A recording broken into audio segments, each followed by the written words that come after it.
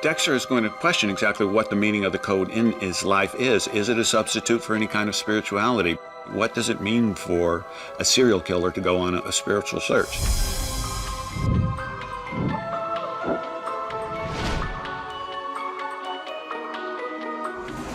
We decided to pick up a year later for season 6 just because we wanted to very strongly move Dexter forward into a place where the death of Rita and the absence of Lumen was no longer hanging over him. We wanted to move him forward into a new, stronger, more focused, centered place.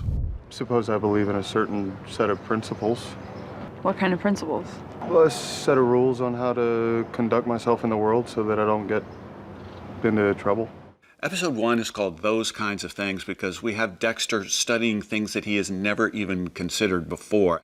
He's always known what he doesn't want to pass on to Harrison, namely the dark passenger, but this is the first time he's starting to examine what he does want to pass on. So he finds himself looking at things like spirituality for the first time in his life, wondering truly what the significance is, not just for Harrison, but for himself as well.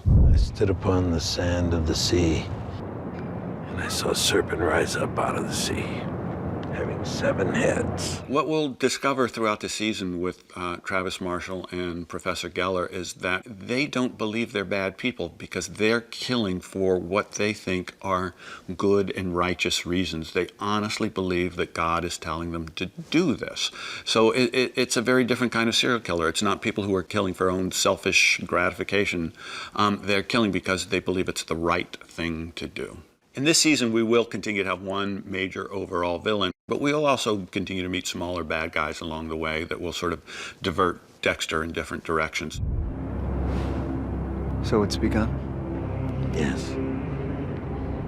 It's begun. What I hope happens with the premiere and what the audience feels about the season in general is that this is Dexter at its best. This is the Dexter we've grown to know and love.